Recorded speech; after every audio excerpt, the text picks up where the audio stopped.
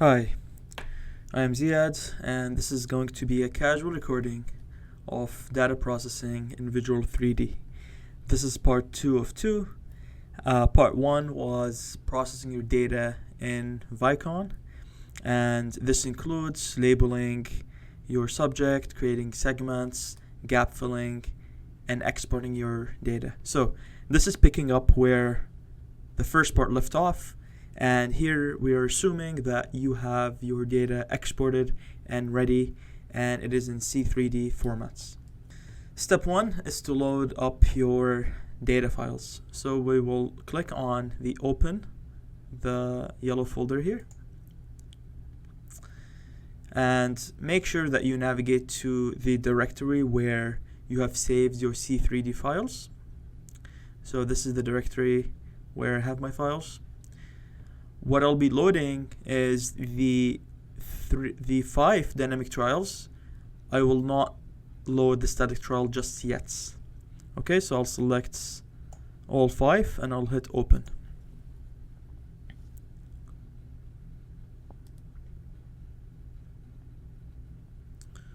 So these now have come up under the motion files. Next, I will press on the model tab.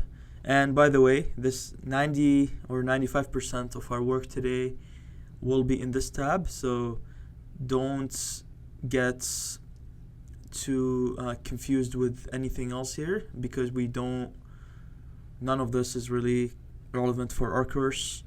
So go to the model, click on create add static calibration file, and then click on hybrid model from C3D file. So click on that, and again, so you'll be prompted to input or open up a C3D file for the calibration. So here Visual 3D calls it calibration.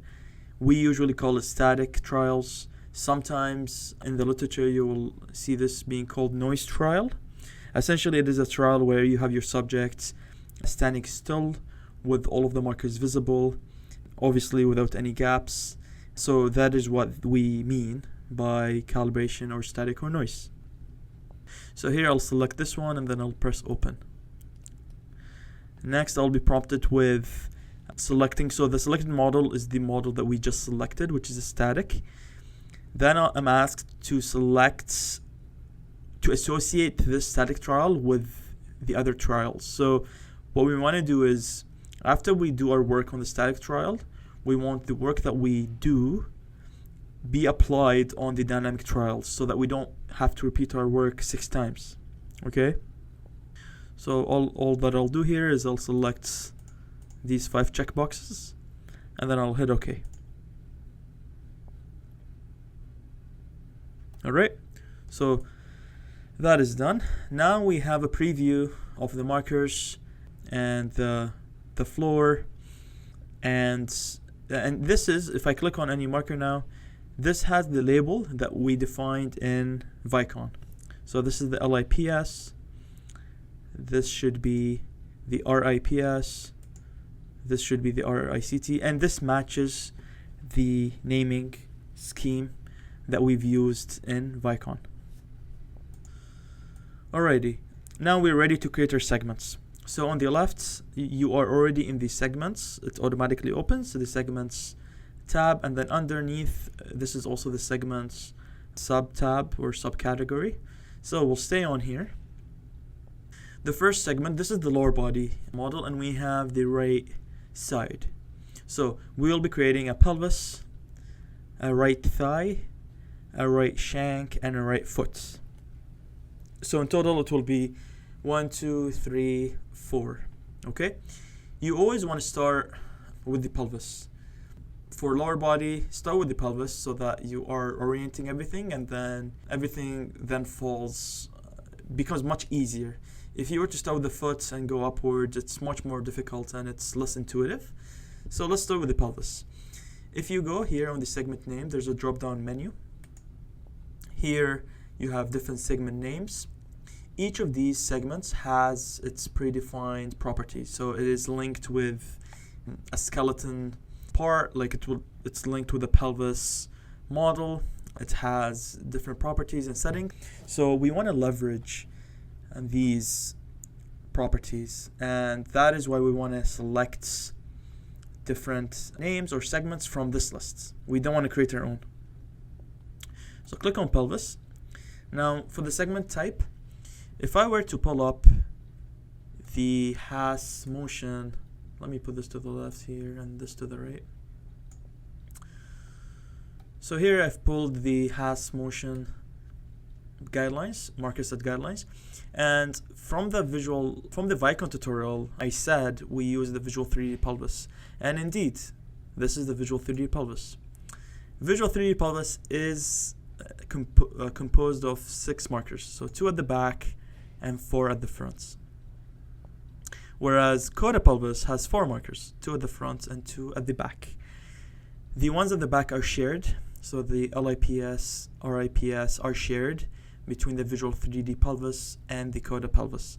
However, the markers at the front, which is the RICT, LICT, and this stands for the ilium crest tubercle, or the ilium crest for short, the RFT and LFT, which are the femur greater trochanters, are not the same as these 2 markers. These are the ACES points, which is the anterior superior iliac spine.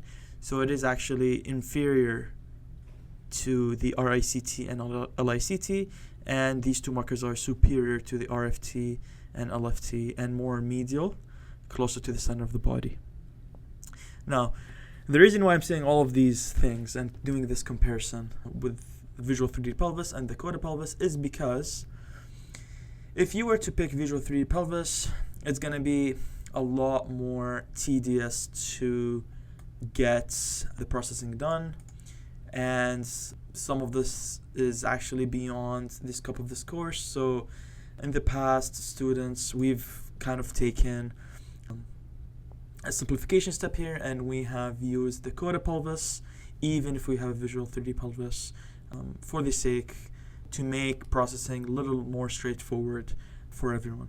Now, if you have not collected your data already, I would highly suggest that you go with the Coda pelvis, just to make your lives easier and to stick with the appropriate guidelines.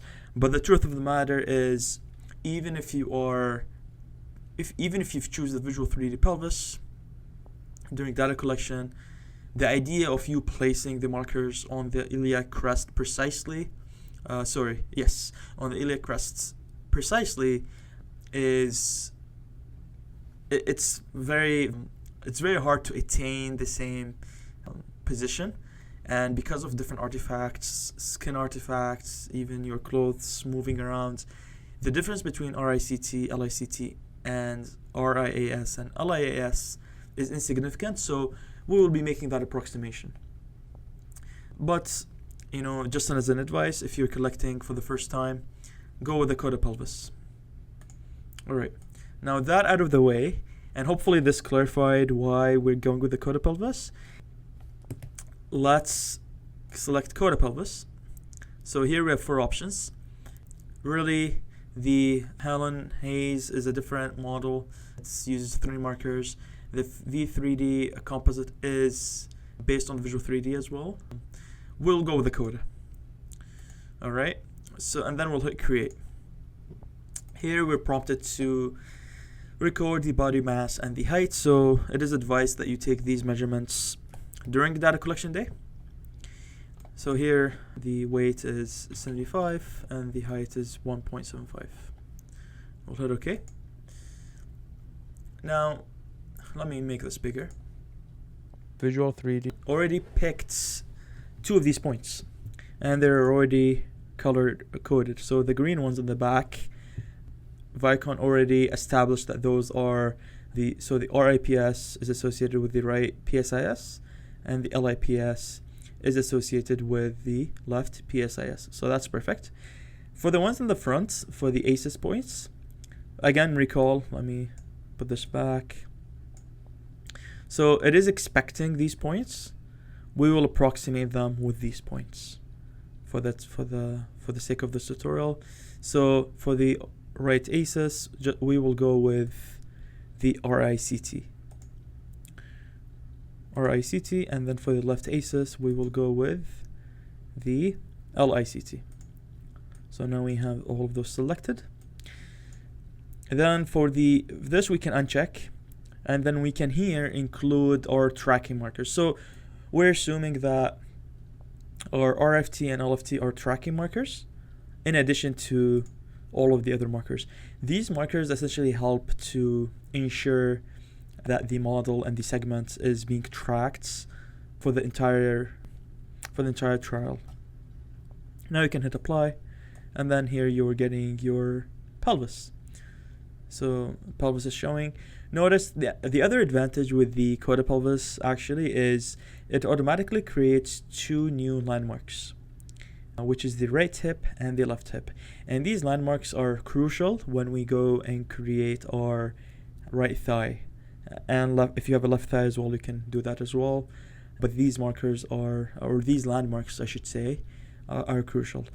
The difference between a marker and a landmark is a marker is like a physical marker or sphere that you've put on the subject. And this is coming from Vicon. But this one, we didn't have it during data collection. Visual3D has created it for us. And we can find this by, let's close this tab. If we go to landmarks, here we have the right hip landmark and the left hip landmark. So right hip, this is the position in space, and this is the equation that Visual3D has used to determine where the right hip is and where the left hip is. Okay. Now that pelvis is out of the way, we can advance and do the right thigh. So for the right thigh, first let's choose the segment name. From the drop-down menu, select right thigh. For the segment type, it's not going to be as confusing as the pelvis because there's only one option, Visual3D. Alright, so we'll just keep that option. Then we'll hit create. Now here we are prompted with inputting different parameters. We have three sections here. The proximal section, the distal and extra targets, and the tracking in the bottom, or the clusters. So for the proximal, we are working from top to bottom. So you can think of the femur or the femoral head being the proximal, and this is proximal to the previous segment, which is the pelvis. Alright, lateral is away from the body, so the more we go this way, the more lateral we're going, and the more we're going in the direction of my cursor, so from left to right is more medial. Okay, so because we have a landmark right hip, we can actually pick that as the joint center, so we don't have to select anything for lateral and anything for medial. So for joint center, let's click on the right hip. Now for the radius, what we'll do here is we will write a small equation, and this will tell us the radius exactly and precisely. So the equation reads as follows. It's going to be 0.5 times the distance between the right hip and the left hip. So that's the equation. Recall, right hip and left hip are landmarks that Visual3D has created. So Visual3D understands what right hip is and left hip is, and distance is a function that we can utilize. So this is finding our radius dynamically. Next, for the distal, we will choose the markers that correspond with the furthest points of our femur or of our thigh. So ignore this. So this is a part of the pelvis. Don't worry about this. These are clusters, so we'll ignore those for now.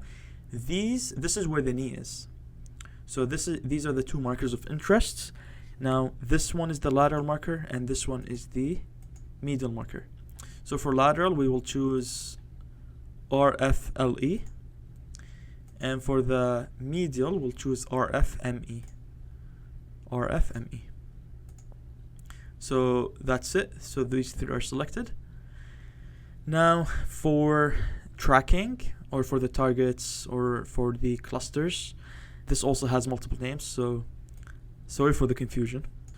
Here, let's click on one and find the name. Sometimes Visual3D is lags a little bit, so if this happens to you, just choose the, so this one I know it's RTH, and you can always pick a marker and then see if it's being highlighted. So if I pick this one, it highlighted the one for the foot, I'm gonna remove the selection. But for these, I know that these are RTH 1 to 4, so I'll pick those. But usually when you click on a marker, you should see the name of the marker.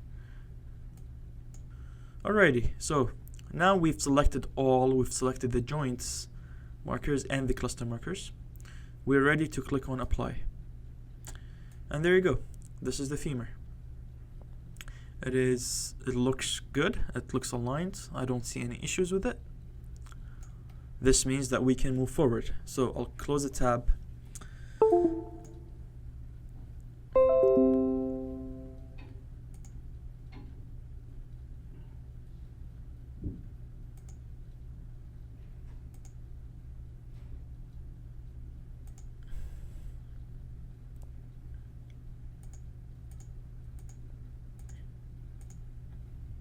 Alright, now that we have the pelvis and the right thigh done, we're ready to move on to the shank.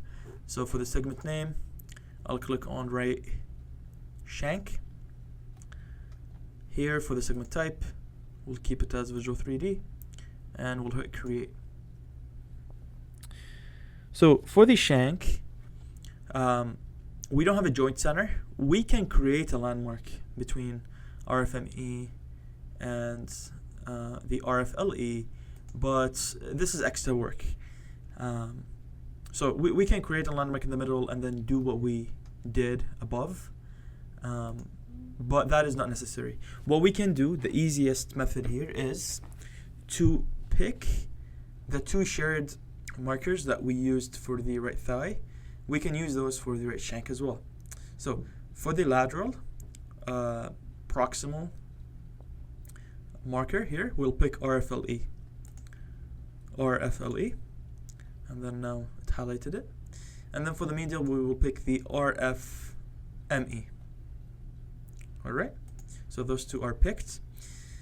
Now for the distal ones, so we have, similarly to the top, we have a cluster here, so we'll ignore this for now. We will select this later. But the two other markers of interest to define the distal end of our shank are the RFAL and the RTAM. Okay, so we'll select those. So for the medial, let's start with the medial. We have that selected. That is RTAM. Let's find it. RTAM. Here you go. Yeah, these, like, because of the acronyms, you can lose these pretty quickly. So spend your time and make sure you're choosing the right one. So I'll select RTAM. And for the lateral, it is RFAL. Perfect. All four are highlighted. Next, we will choose the tracking. So for the tracking, we have 4, and they are RSK1, RSK2, RSK3, and RSK4. And now we have everything selected. We're ready to press apply. Perfect. Our shank has been constructed and it looks perfect. It's aligned. It looks amazing. We will close the tab.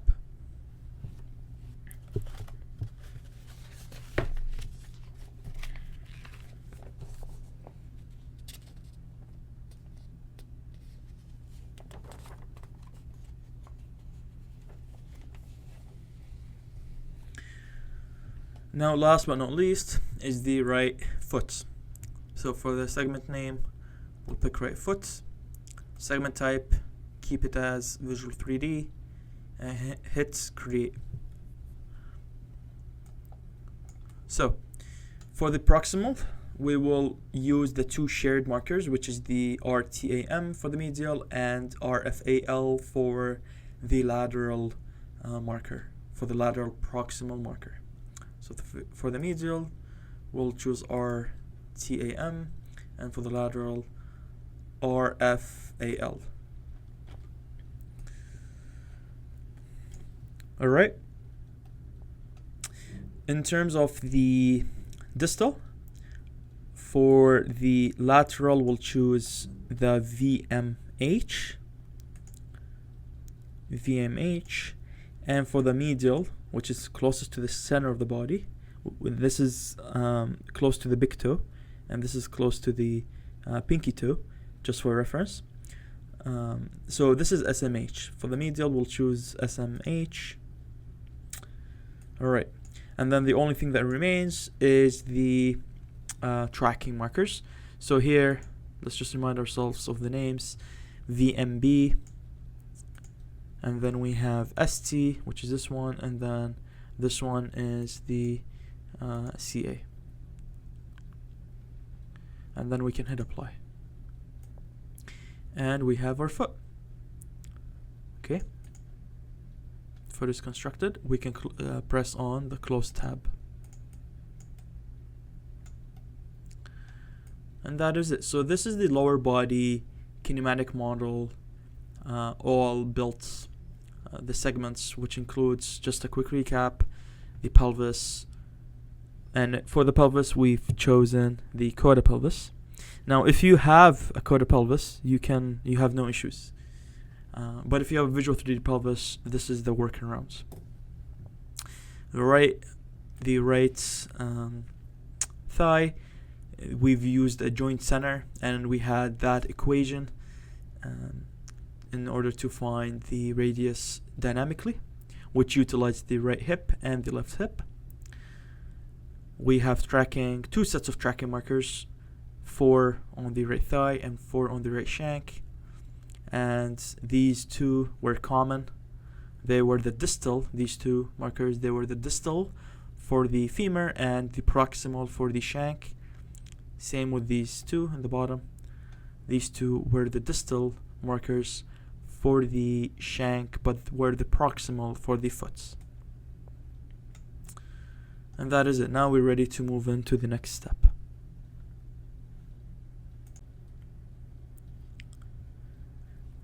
It's very important that you save your workspace. So find the save button here in the top left corner. Press on it and save your compressed workspace, which is going to be in CMZ format, into a directory of your choice. Make sure you save it in a place that you can find it later. So I'll call this lower body visual 3D data processing, and hit save. And that is it. Make sure you save often. Next, now we have created the segments model. We want to apply this to our dynamic models. So we will hit recalculate. And here, and we'll see we have no errors, no warnings, and essentially in the log, it's telling us that it had computed the pose for all of the dynamic trials that we've loaded earlier. This is a good sign. If you have an issue, make sure you read what the issue is stating. It could be multiple different things, so make sure you read it and then follow the procedure that it outlines. If you need help, make sure you reach out.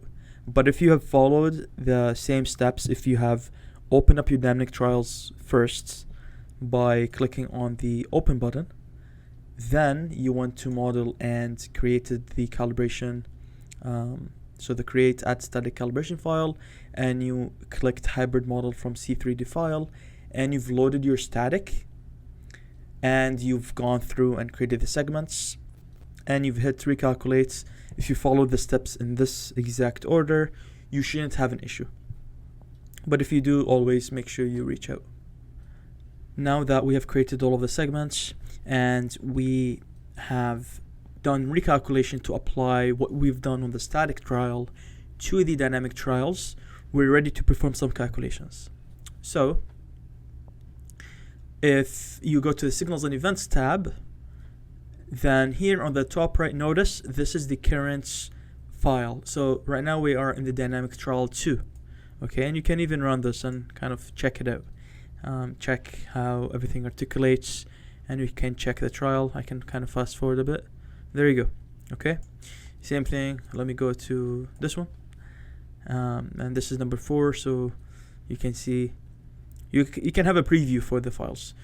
The reason why this is important is because whatever file you're on, this is what, if I were to do calculations, it's going to be only for this file. So what I always recommend students would do to save time and to avoid repetition is you can conveniently choose all files.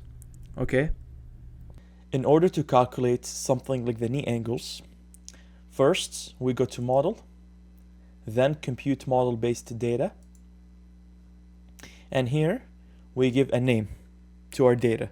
So this will be knee angles. Here under model based item properties, this is all of the different computations that we can do in Visual3D. So for our purpose right now, we will go with joint angle right here. Okay, you might want to use joint velocity, for example, for getting other data for your lab, or if you want to explore something else, feel free. But at minimum, we need joint angle. Okay, this gives you a description of what this calculation entails. But what we need to focus on is a few items. So mainly the segment and reference segments. So the teaching team has prepared for you, one moment. We've prepared for you this table, which gives you the different joints, hip, knee, ankle, as well as what you need to select for your segments, which is going to be this first option, and then the reference segments, which is the second option.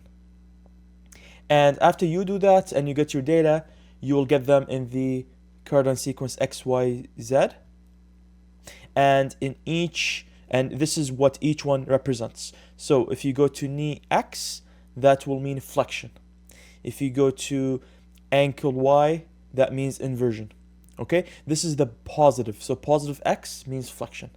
Negative X will mean extension. Okay, so given this knowledge and information, and just to continue off my example of knee angles, for my segments, I need to choose shank, and for my reference segment, I need to choose thigh. Okay, now another important note to preface with this is for the right leg. So for the right hip, right knee, and right ankle. If I want to do left, then I'll have to negate. So here I have to check mark these, the Y and the Z components. X stays the same, Y and Z are flipped. That's only for the left side. So if your group has done the left leg for the labs or projects, then please be mindful that you negate your Y and Z if you want your calculations to be consistent. Okay? So with this, let me come back and select my segment and reference segments. So again, knee segment will be right shank, and reference segment will be right thigh. Okay, I keep the coordinate sequence X, Y, Z here, and I don't negate anything because I am on the right side. After I do this, I hit create, and now this computation has been applied to all of my files that I have. Now if I were to open up Dynamic Trial 2, on the left, if I go to link model based folder under original, I see knee angles. So this is the knee angles data corresponding to this trial. Okay, you can, if you right click, you can graph each component separately if you're interested. It's gonna show it on the right, or you can graph everything, and this is just bigger.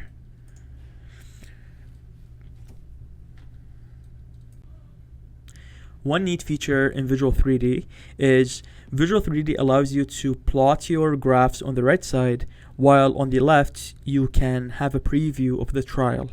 And if you were to play the trial, you'll notice that there's this cursor moving, and then you're getting the live preview of what's happening in the trial at that exact point. And you can pause and analyze depending on what you want. As you can see, the Y components and the Z components of the knee angle data is quite noisy. It's not as clean as the X components, as we can see here in the top graph. In order to fix this, we should consider applying some sort of a low pass filter. To do this, let's go to the pipeline command here.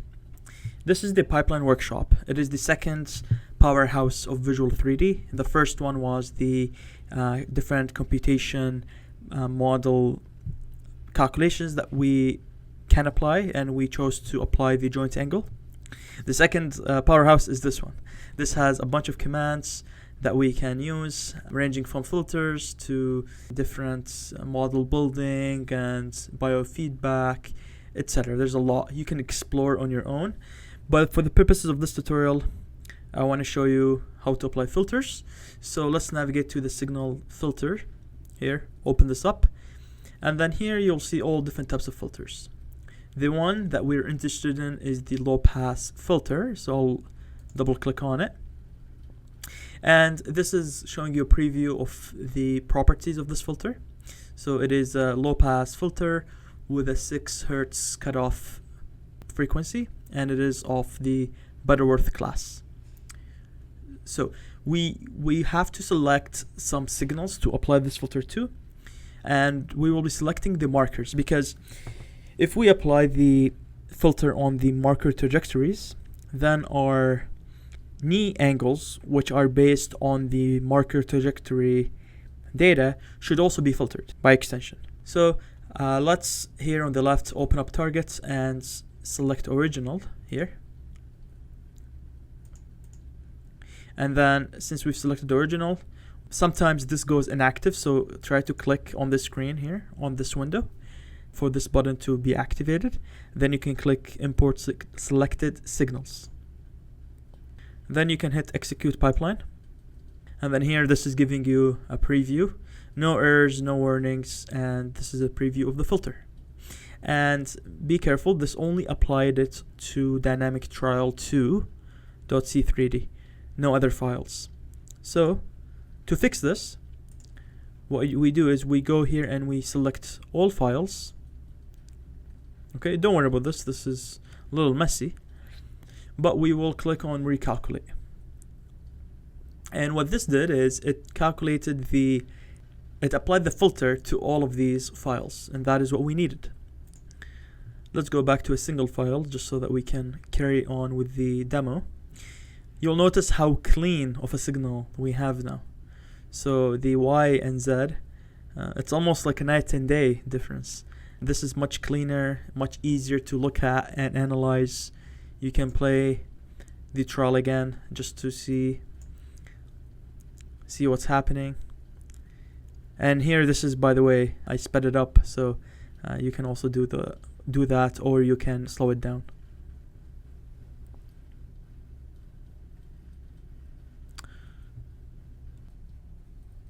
Now that we have processed our data and we've applied a filter, next we will create a report and export the data. So I'll click on reports. Here I'll click on ads. And here, don't get overwhelmed with what's going on here. There are 3 things that I would like you to pay attention to. First, here, the location. This is where you would change your page numbers. So I'll start with page 1. Here for the x-axis data, keep this as it is. So it's going to be frame numbers and then time. For the y-axis data, here keep this as link model based and the folder original, but for the name, choose whatever data you want. So here I have knee angles, but you might have hip angles or elbow angles, etc. For the components, you can choose x-axis, y-axis, or z-axis, or if you want multiple, you can do x-axis on one page and then create a new page. For page 2, you do y-axis, etc. Now that I'm ready, I'm gonna hit apply and then OK. So this is the x-axis information for all 5 trials. So as you can see here, this is page 1. Page 2, here we can add, and then we're in page 2. Now we're in page 2. I can select the knee angles, and I can select Y, and then hit apply and OK. So now in page 1, we have the x-axis. In page 2, we have the y-axis. Now you might tell yourself, what can I do with this graph? It's very confusing, it doesn't have labels, it's hard to edit.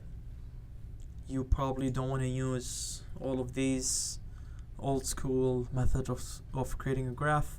So the good news is we can export the data, the raw data, into a TXT file where we can import it into Excel or MATLAB to create our own plots. So to do this, select the data stream or data of your choice here. So I'll go with knee angles, the X components, and then I'll press on export selected. Then I'll choose Y components. Don't click X components, it's going to confuse your output. And then click on raw data and then hit export. Here I'm going to call it knee angles X. It's going to be a text file. I'll hit save. Now you can navigate to your file directory and then locate the saved file, TXT file. So I can double click on it, and then here I have my data, the knee angles. And you'll notice this is for this is for the 4 dynamic trial files. So dynamic trial 1, 2, 3, and 4. And then this is your data. Okay? So it spans for the 10 seconds that you have.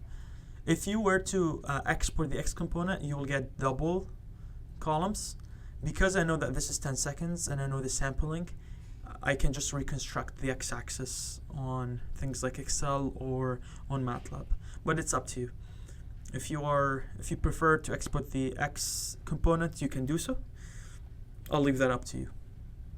Congratulations, we have reached the end of the Visual3D tutorial. Now, just a quick recap. First, we have imported the dynamic trials to Visual3D. Next, we have imported the static trial. And we did this by going to Model, Create, Add Static Calibration File, and we imported the hybrid model. Then we applied the hybrid model to the dynamic trials. After that, we went to Model, Compute Model-Based Data, and we computed the joint's angle for the knee. Then we went to the pipeline and we applied a low-pass filter to our data. And last but not least, we created reports by going to the Add button and then adding in the X and Y axis information. Then we exported the selected data here. And thank you so much for tuning in. I hope this was helpful.